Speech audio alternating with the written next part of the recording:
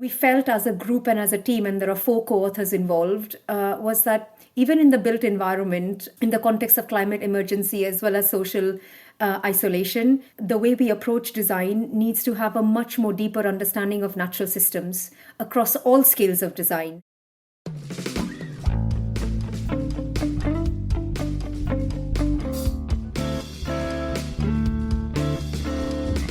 Welcome to the Green Urbanist, podcast for urbanists fighting climate change. I'm Ross.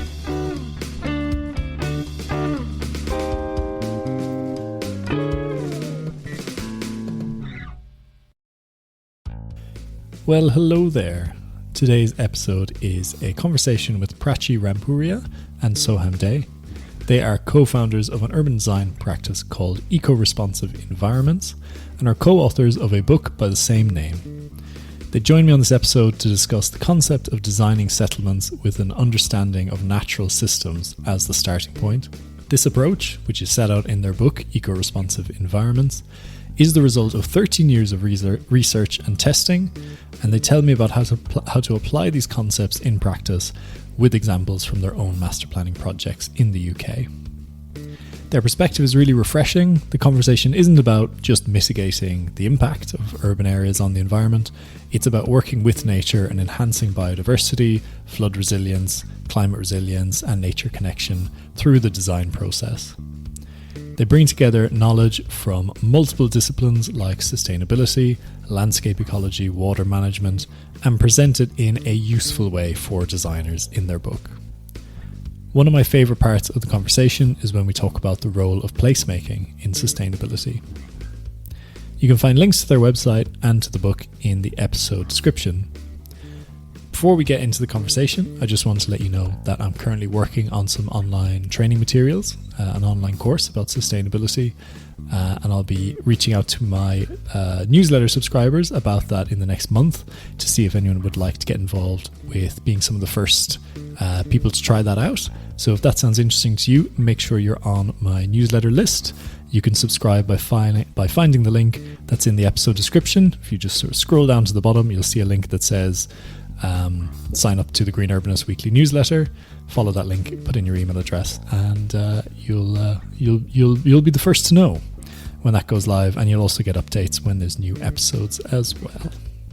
Okay, cool. Enjoy the episode.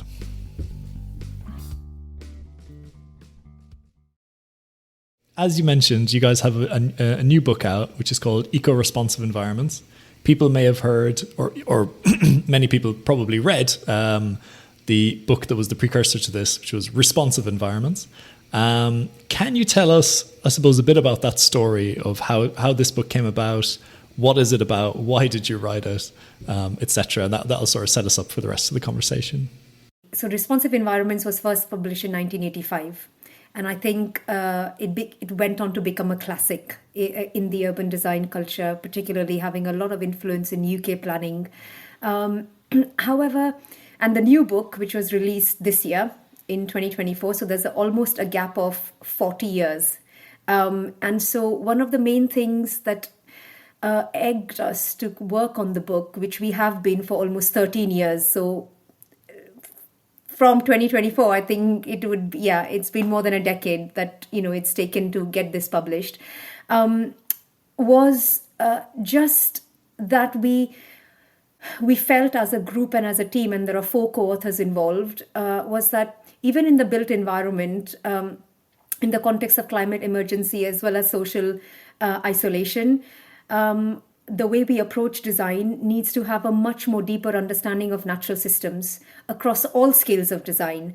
And that shouldn't be just in terms of numbers that, we are solving the flood issue, or we are solving, we are planting X number of trees. It also needs to take an experiential perspective.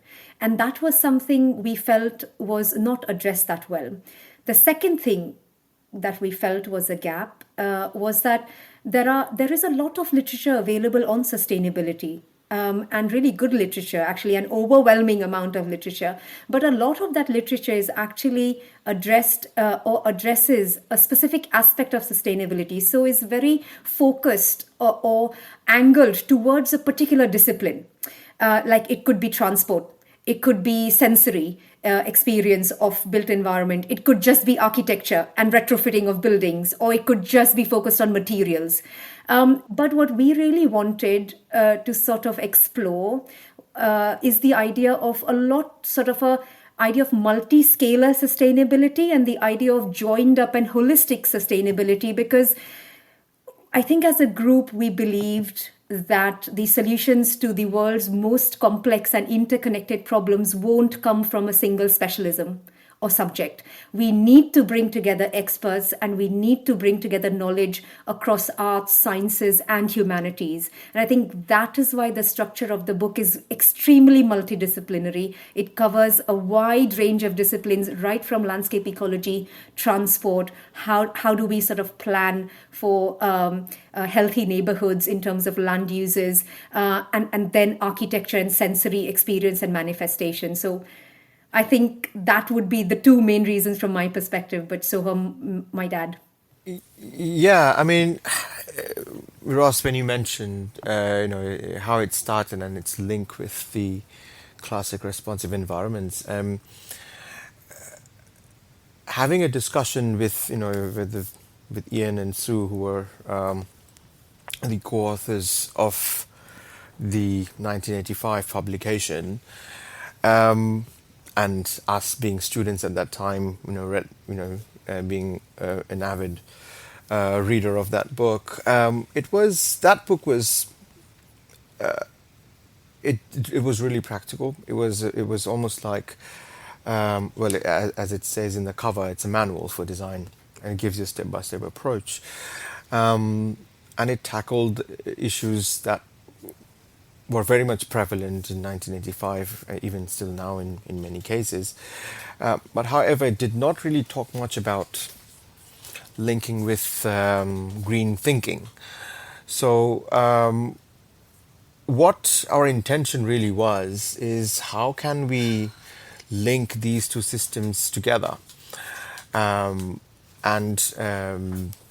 in a way, the idea was to make sure that the available knowledge that is out there, to be honest, there's tons of knowledge that exists out there in terms of landscape ecology, in terms of almost like very scientific knowledge that is not much of use to any lay person who are also interested in coming from design background.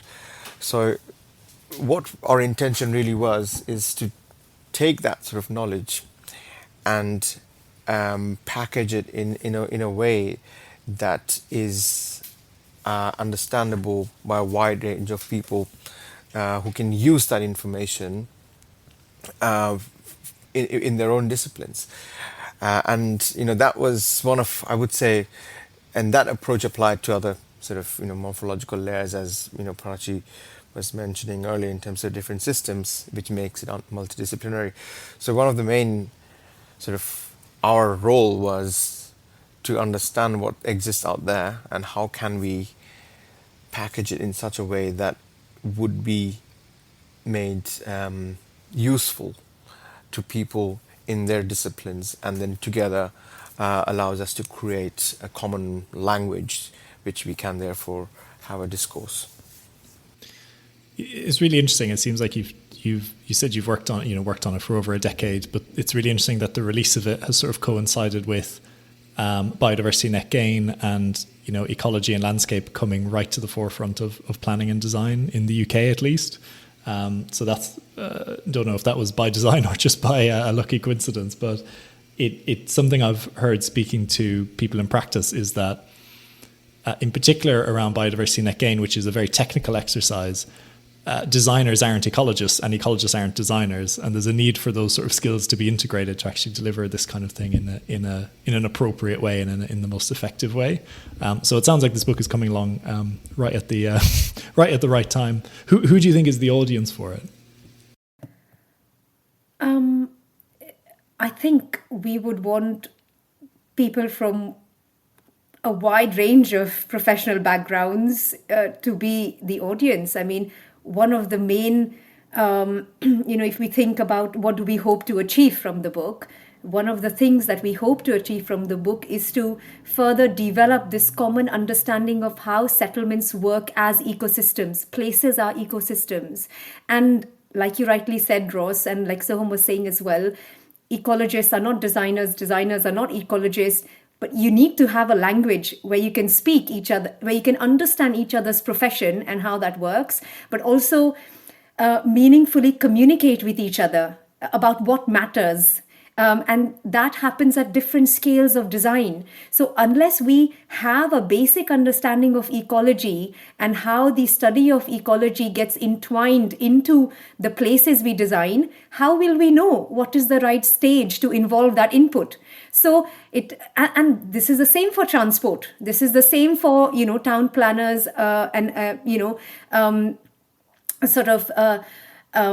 same for architects, same for engineers, same for infrastructure specialists. So definitely we would like to engage as wide an audience. I mean, at the end of the day, everyone shares one common goal, which is the goal for survival and the goal for, going towards and inching towards a greener future. So I think that would be something that we definitely hope to achieve from the book.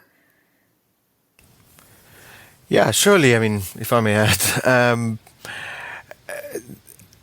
our definite aim was the way it is written, or when we were writing it, writing the text, but also the visuals of it. The intent was we make it as simple as possible that would be graspable for literally anyone, because this is a subject that concerns everyone. We all experience built environments, whether or not we've studied it or working in that discipline. And currently the direction it's going, a bit of a caution for everyone. So therefore gives more reason for everyone to understand what it is and what we can or should do about it. So yes, it in some ways it might be it can be a technical book, which I personally do not see it as a very technical book. It does have references to different sort of specifications. If one gets really interested, they can open up the references of the bibliography and read about different links of different knowledge systems. But our main focus was to create a narrative, really, which we think is the most important offer of the book itself, is to create that strong narrative that could reach everyone, and creates that question that the built environment that we live in, is it the way it should be? If not, how can we make it better? And that was the main mission of writing this book, really. And therefore the audience can be everyone or anyone who is interested with issues concerning built environment, which is affecting everyone, really. And equally, I think, just adding to the point about audience, I think we are also extremely keen that the book engages with people who are involved in the built environment and the construction industry, but are not essentially designers. So, for example, developers, for example, landowners who are interested in transforming the future of their sites. For example, local planning authorities, politicians, who eventually have the power, so as to speak, to enable good design. I think that is absolutely critical. Knowing good design is one thing, but enabling an environment in which good design can flourish is equally important, if not more. So I think in terms of audience, we would really like to engage with both the professional side, the student side as well, because eventually what we learn comes from academia. And historically, traditionally, academia has been quite siloed. Transport doing their own course and landscape doing their own course. And there are not very many courses which actually join up these disciplines.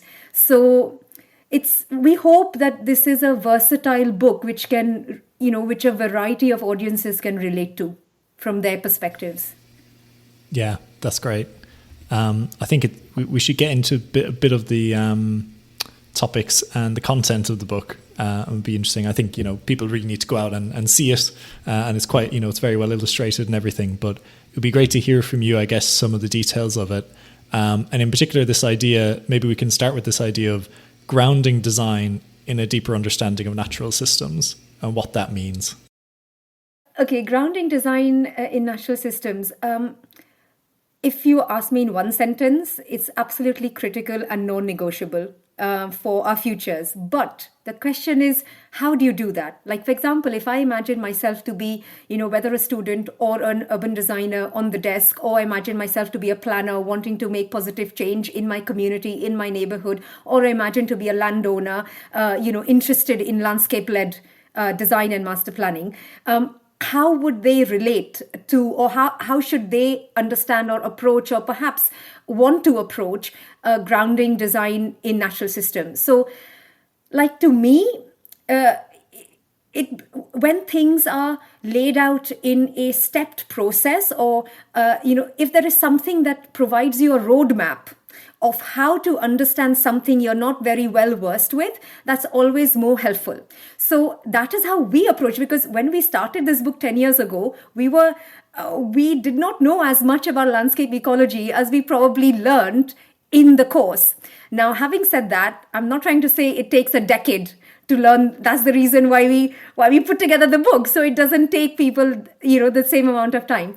But coming back to the stepped approach, I think is really important because you cannot. So, for example, starting from topography and landform, everything emerges from there. How your site relates to topography, landform, how is it oriented? That is intrinsically linked to how drainage works. So you can't really superimpose. If we are thinking about natural environments, natural systems, working with gravity-fed drainage systems and sustainability, we need to design sites in a way that are least resource intensive. And when we say resource intensive, we mean not just resource for construction, but also for future maintenance and management. So working with what exists is extremely important, because you're really saving up both immediate implementation as well as future.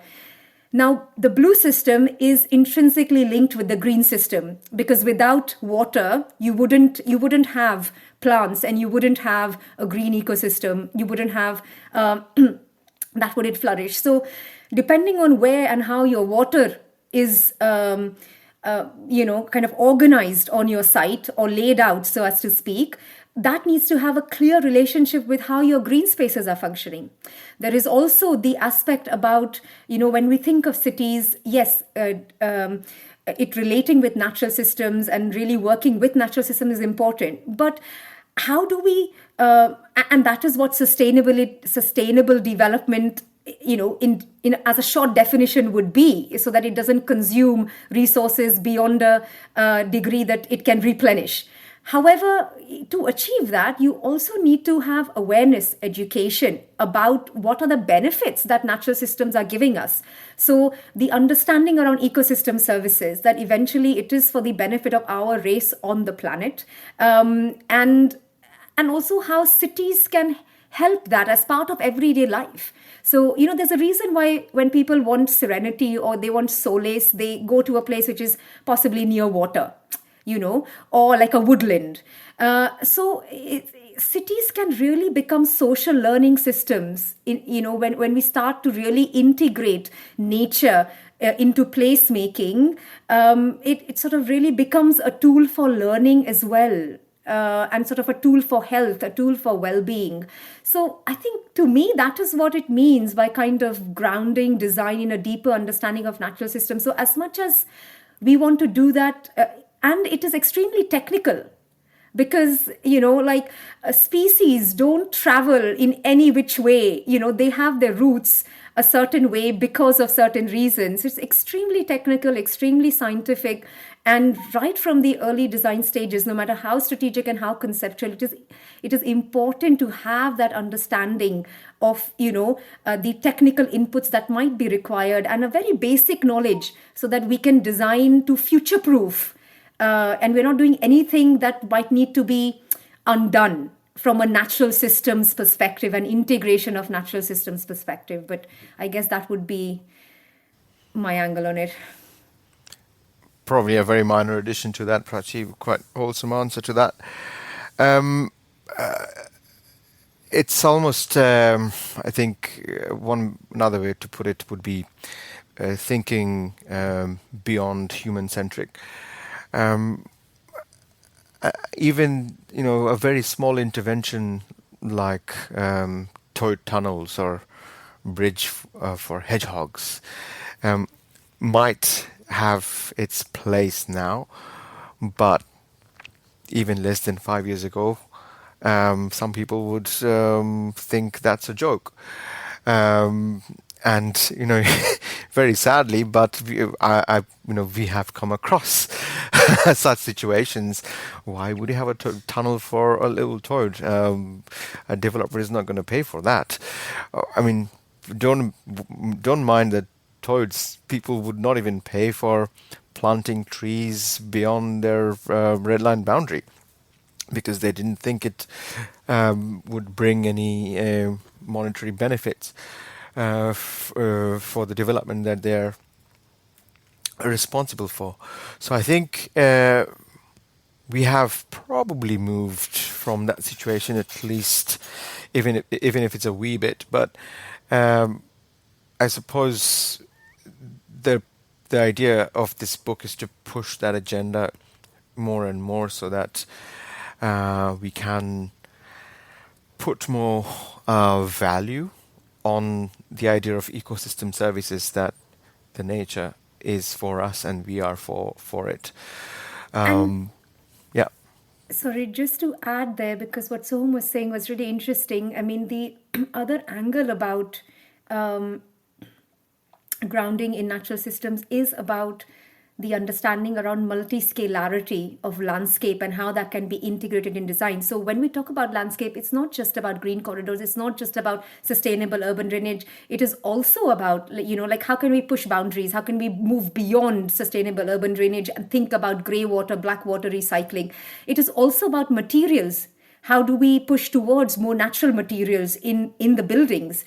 So it is right from what could be the most sort of natural, nature oriented solution of designing a home to designing a whole city. It might even be something as small as designing a street furniture, which is about using of recycled materials, using sort of local labor and so on and so forth. So it is very much multi-scalar.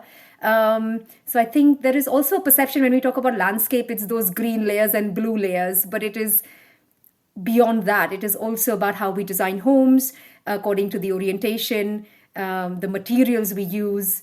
How do we create zero impact? It's not just net zero carbon. It is sort of the whole life cycle approach of sort of zero impact of any place on its wider context, and how can we achieve that? I'm getting a real sense of the multi-scalar aspect of this. You're sort of jumping from thinking about topography and water flows right down to sort of the experiential element of particular spaces and the lives of particular species. And I think it's sort of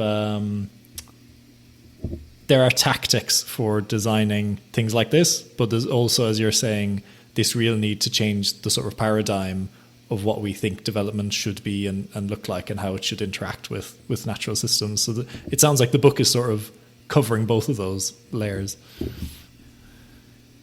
Yeah, sure. Because one of right at the introduction, we bring this idea, how the structure of the book is laid out, and it is based on, again, just what Prachi mentioned earlier. It is based on different morphological layers. By that, which we mean the elements that make up our built environment, but also each morphology has its own scale from big to the small. So, for example, from the forest to the sort of flower, and each layer has that sort of scalarity. And so it's almost like, having an x-axis and a y-axis, throughout the book.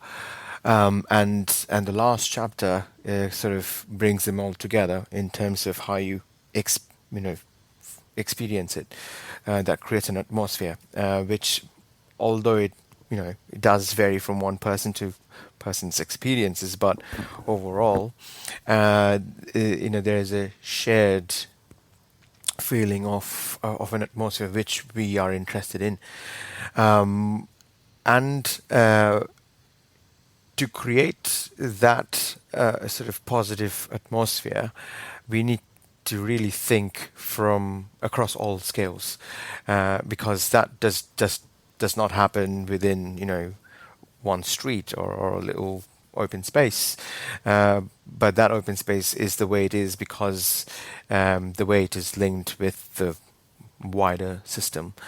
So the book tries to emphasize on that principle, and therefore it requires, so to create that amazing atmosphere, it really is a very multidisciplinary approach, because it can't just be designed by a landscape architect, or an architect or an urban designer. It needs inputs from a water engineer from M&E, I suppose, then from sort of land surveyor and arboriculturists, all sorts, even artists. So in many ways, we used to call urban designers. Now we call we're trying to more move towards the idea of settlement design as a performance art. So it is an art that is done in action, with the help of different people coming at different stages. So it is an act, but it really is. Otherwise, we would not have.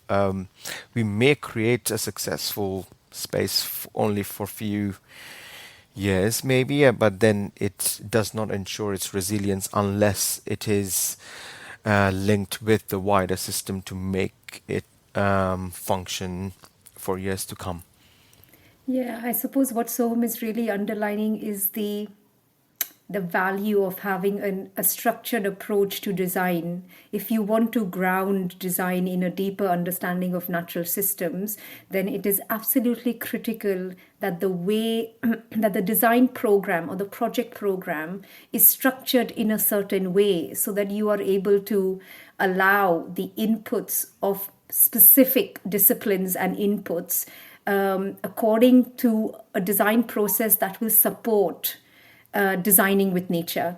And it is something that it's something that we can do better, I think, as an industry. Yeah. Yeah, in fact, right at that point, I would like to add another underpinning concept of our book has been the idea of deep structure and surface order. And by that we mean there's some there is an order of things which are more fundamental than the others. Say, for example, the topography and the water system, and along with them the green system. They take a very, very long time to establish, and they last very, very long amount of time. And if we destroy them, it will take huge amount of energy and time to recover. So in any sort of design decisions we do, we make sure the things that last longest take priority in terms of our design decision making, and then the others can follow. because they're also interlinked in terms of how they are, how they interact with each other. Say, for example, if we change the street system, the buildings sitting on that street would also disappear. But if we, demolish a building tomorrow, the street would still carry on. Will be still there. So it is quite important to sort of understand this idea of what is a deep structure, and then what is the surface order and how they're interlinked, and therefore, again, creation of that atmosphere is very much underpinned by these deeper structures being in place to ensure its long-term resilience. That's super interesting, and I think there's also has been the case over the last 100 years, in particularly, of those quicker turnover aspects like buildings and streets massively disrupting the lower turnover aspects like hydrology and landform, and the way that we've constructed a lot of urban environments to be very fragile to things like flooding because we haven't worked with water, and now they're having to be retrofitted to put in more naturalized river systems or drainage and that kind of thing. Do you think the book can also speak to retrofit as well as new development? Yes, I believe it can, because we do, although it's a brief discussion, but there is a discussion included in chapter 1 about how, in the past decades, we have damaged a lot of strategic networks of green and blue infrastructure. Now, retrofitting is an expensive undertaking. And it is something that can only happen with strong political will and a vision. And it's not that there are not examples.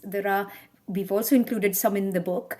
But yes, there are examples in Boston, in Seoul, where massive infrastructure projects, in particular motorways, have been totally restructured in order to retrofit what we say as hidden streams or hidden rivers, which were disconnected or fragmented because of infrastructure development.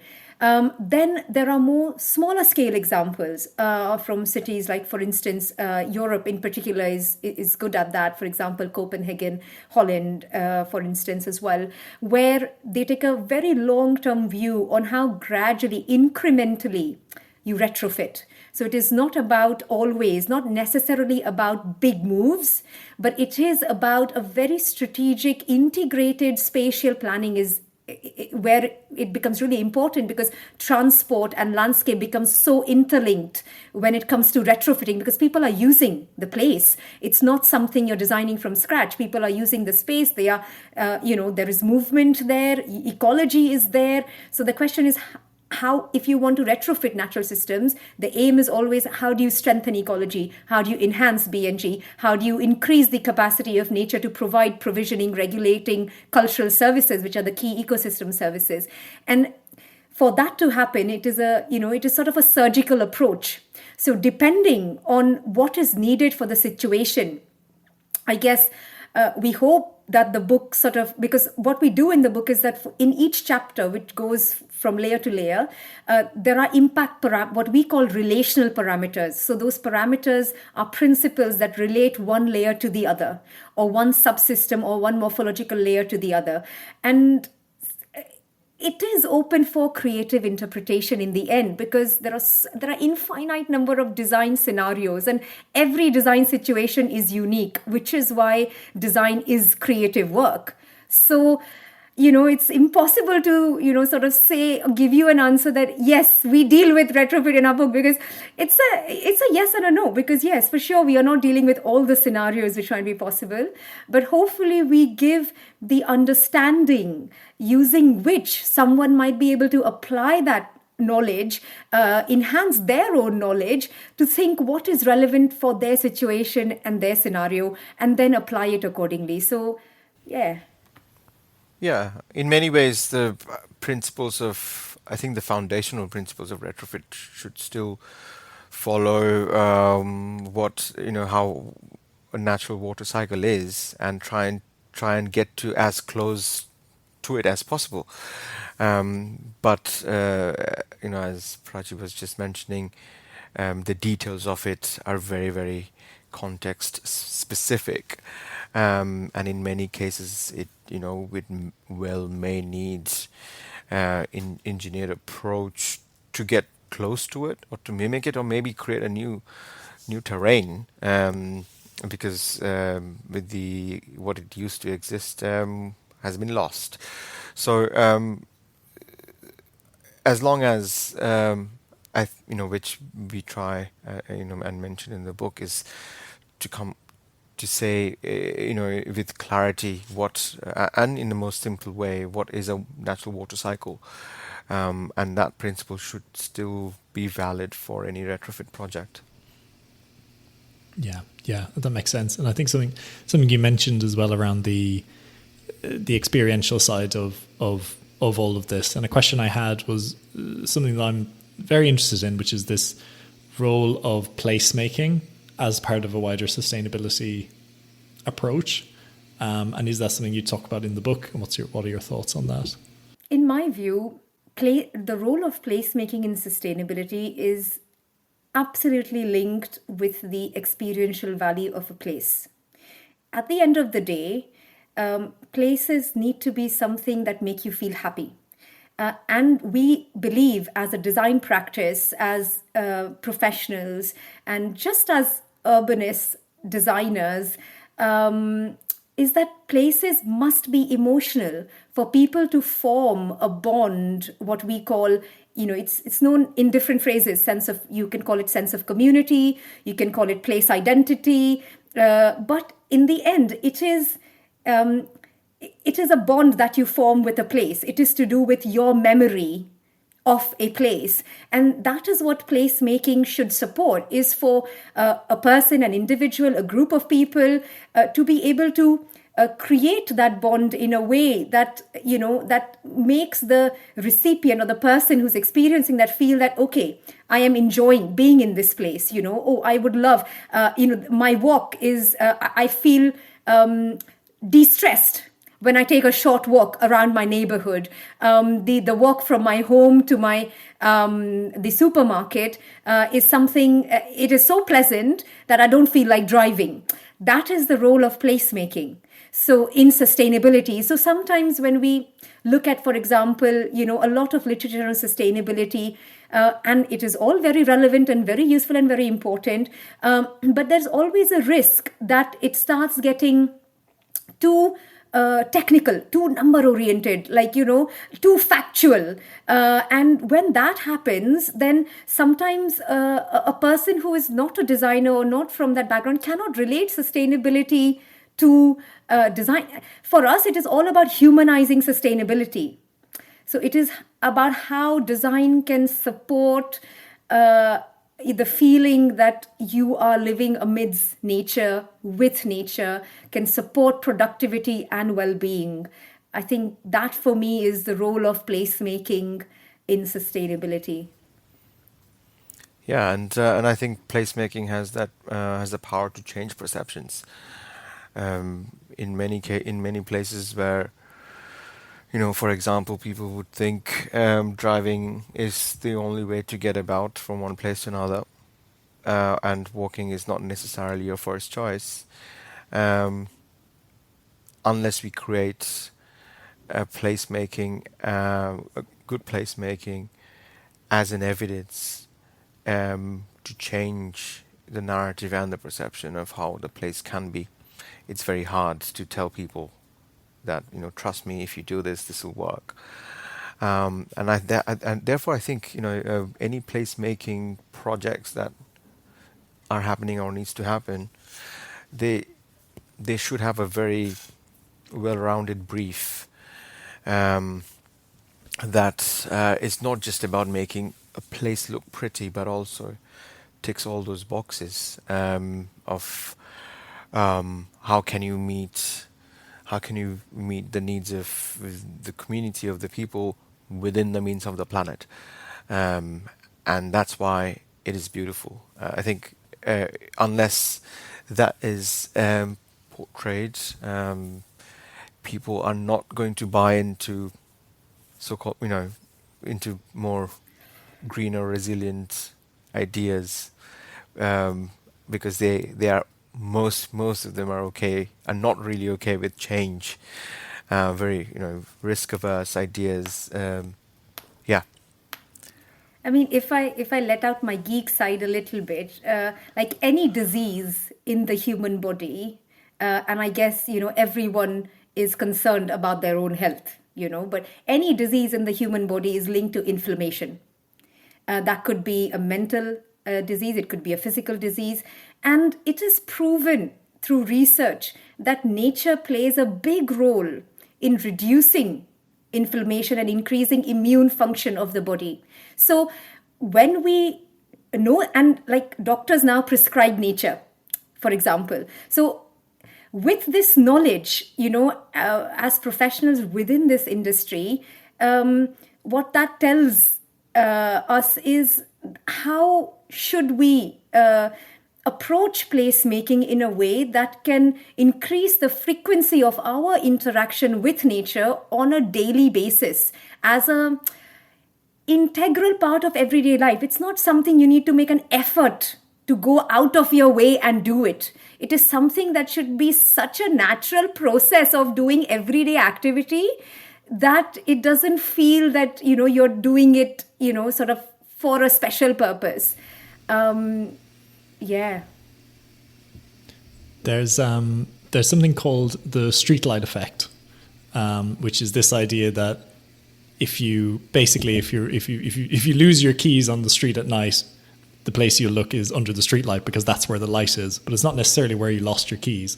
And we do the same thing in science and in design, which is that if we're looking to reduce our carbon emissions, you look at the most obvious places, sources of carbon emissions that are easiest to measure, basically. And I think this idea of placemaking that's why it's so important as a sort of counter to that, because if you invest in some public art and a really beautiful public square and 6 benches instead of 1 bench, I can't quantify for you what the reduction in emissions associated with that will be, but we sort of know intuitively that it does play an important role in creating a place where people are likely to make more sustainable choices. So I'm glad to hear you sort of forefronting that. It's quite an intangible thing, isn't it? It is very, and sometimes, and actually, sort of, I guess the question is sort of also to explore is how to make the intangible tangible. Is it possible to make the intangible tangible? If so, in what way? Because it can actually become quite complex.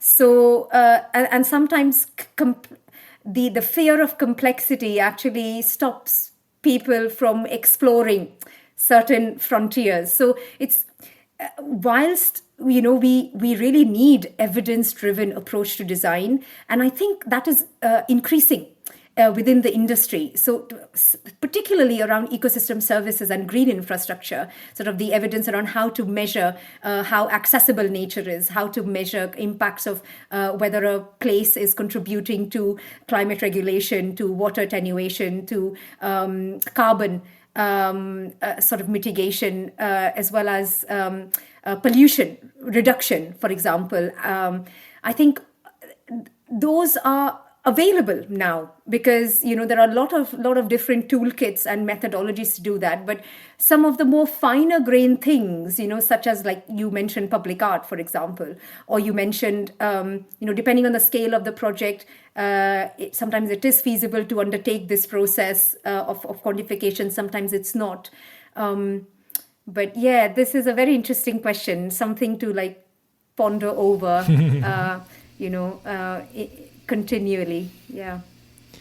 Is there sort of a qualitative aspect of the nature connection for you as well? Because I think if we talk about people, our contact with nature, that might be contact with a manicured lawn that has one species of vegetation on it, or it could be a sort of semi-natural meadow that is, has 30 species in it? And does that make any difference to us? I sort of feel like intuitively it does, but I'm not sure if the science supports that.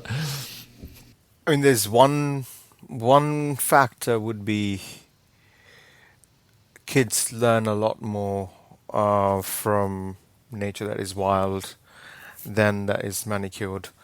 And I do not have, I can't, back of my head, I can't get any numbers or anything, but um, the most playful sort of parks I have been to or seen, which does not necessarily involve equipment, are the ones that are sort of wild meadows or rain gardens with little bridges, which allows them to interact and find new things and understand how nature works.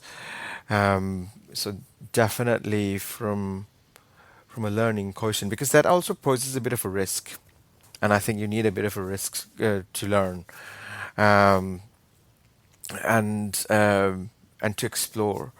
So and there's so many great examples around how new public realm have been sort of designed, or play spaces have been designed, keeping in with the idea of wilderness, that you do not necessarily have to go to the forest, but you can also have a patch of wilderness in an urban setting.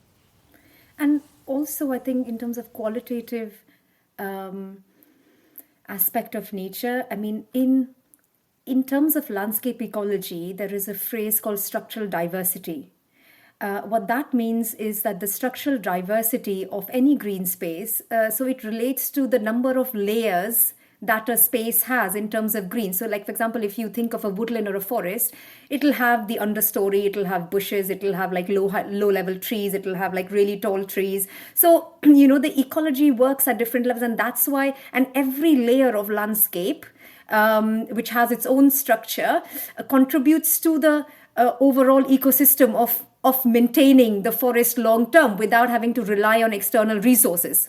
That's the essence of any natural system. So it is self-sufficient. Now, when we think of applying the concept of structural diversity, wilderness, obviously, like when you think of a forest, you never think of a manicured forest. It is a wild space. So, what that says is that the level of ecological value increases with structural diversity. But in order to make that structural or sort of areas of high ecological value accessible for experience, you need to have routes through them. You need to have areas which are more clear or comparatively more manicured, where people can sit, people can use in a safe way. So, like in my view, in terms of the qualitative aspect, depending on what sort of purpose of that green space is, the concept of structural diversity becomes really relevant. Like, how ecologically rich do you want that habitat to be, or how accessible do you want that habitat to be, and what is the threshold of natural landscapes that can be designed within the space whilst keeping the accessibility and safety levels that are desired. So it's a whole gradient. Yeah, but to be honest, in most projects now you have to do UGF, urban green factor, and in that calculation chart, if you have grass lawn, you score the lowest. More you have native species and that supports bees and pollinators, you tend to score high. So I think just from that perspective, and getting over the minimum threshold of the UGF score, if not more, I think one would be at a better position if placemaking was not just centered around lawn, which I'm not saying it should not have. I think it has its purpose, but it needs to be beyond that. It needs to be a manicured lawn and structural diverse planting that attracts bees and pollinators. So yes, I think there is a qualitative aspect, that we definitely be need to be very mindful of. But again, bees and pollinators and all these, ideas of increasing structural diversity needs to work with the larger system. So we need to know, is this the way, is this the route that, is the most convenient route for bees and pollinators to move? Does it connect with sort of an existing green grid?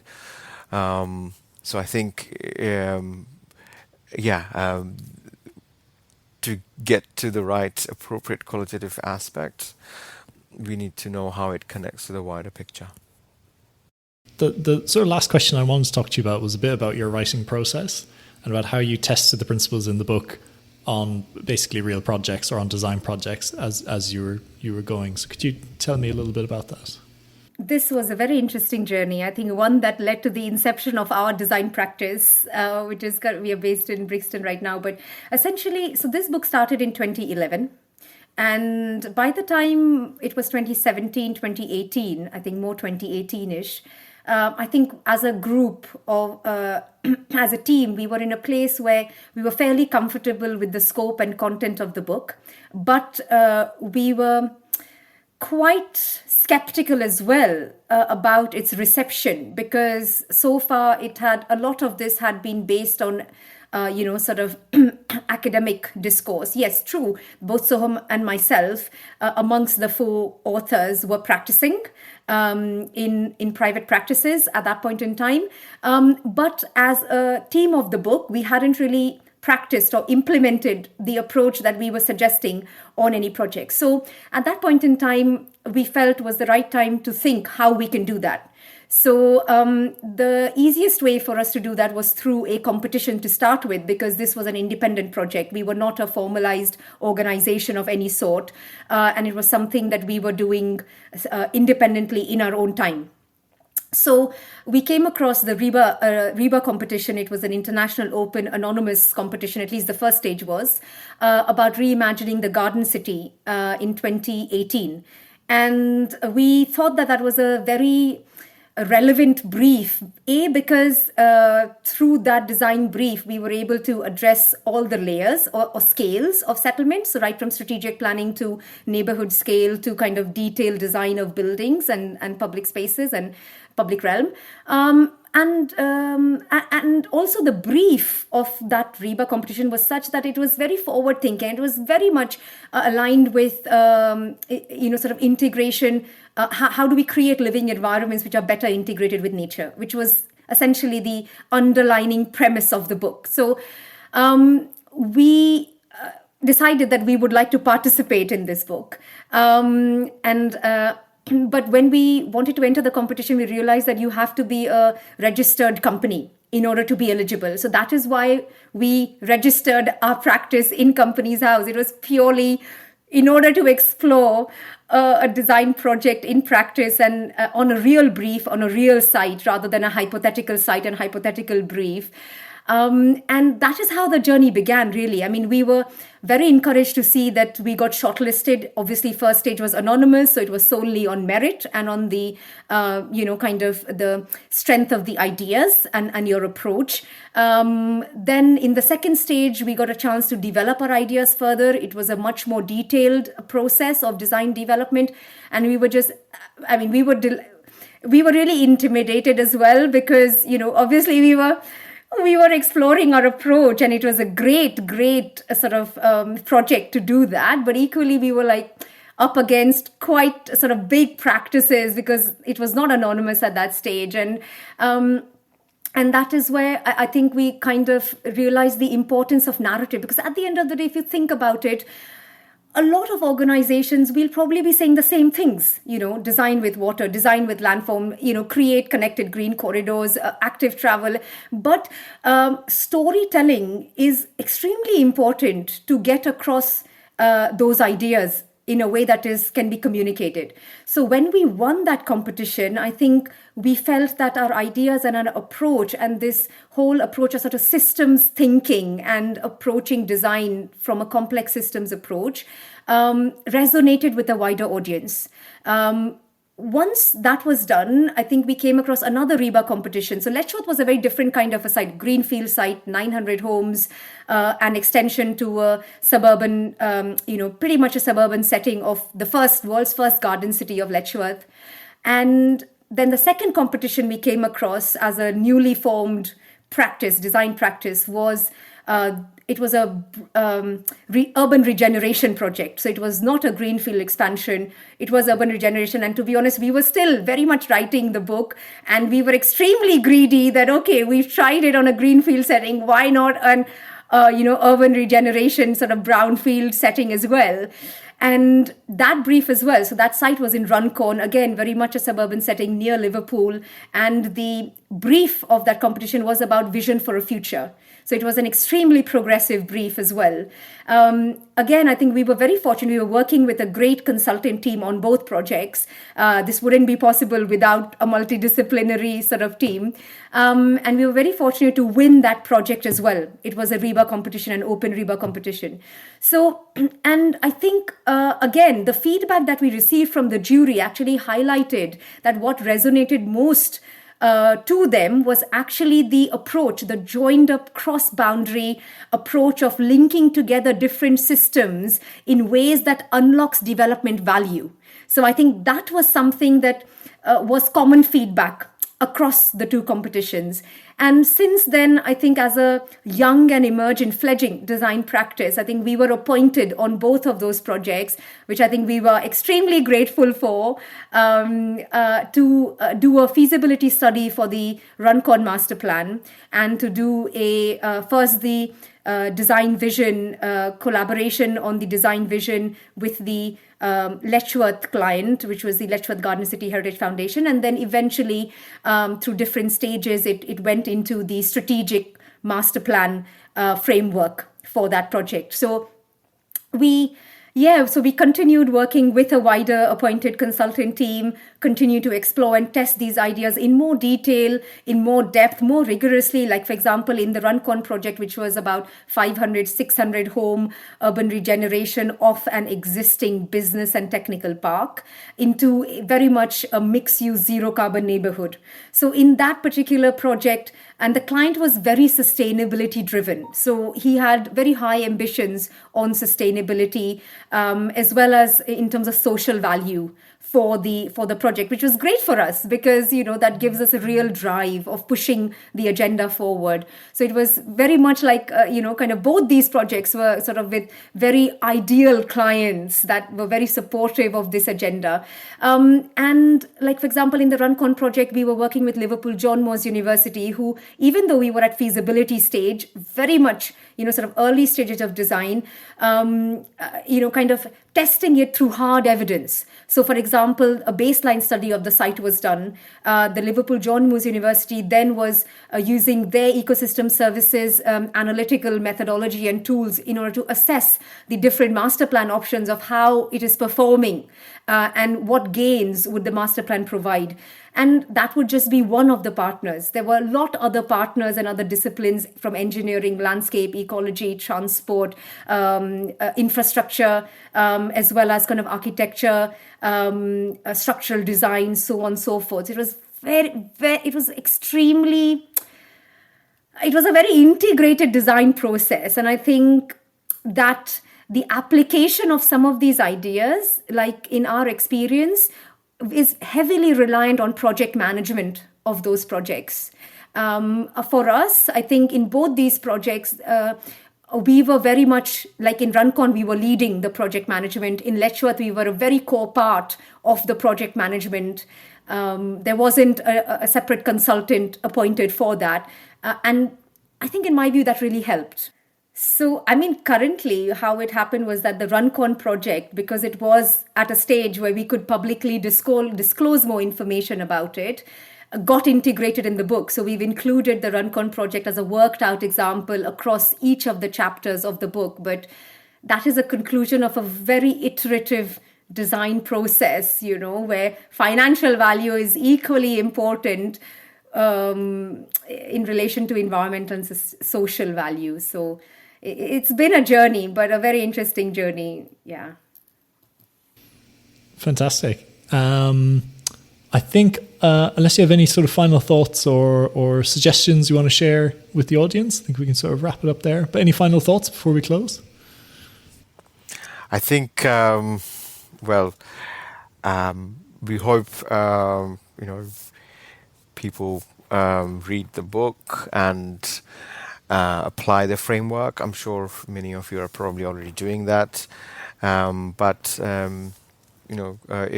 If you manage to improve it, let us know. Maybe find opportunities of working together, and how this. I mean, this framework that we are proposing in our book is by any means it's not complete. We think we're just barely scratching the surface, and in a way the intention never was to finish it, because it cannot be. Things are always changing and evolving, but we hope that it gives some foundation to guide a responsive evolution, towards nudging towards the right direction. Although we are aware that the book has been written in the UK, although we are both from India, but it would be very difficult to make it absolutely 100% multicultural, because it wasn't, and it would have taken us more time. Another 13 It years. took a decade. Yeah. So therefore, the idea is, if you find this useful, please use it in your own cultural context and let us know how you get on with it, and maybe we can write another one, and make it work for different cultural contexts and respond to more emerging challenges.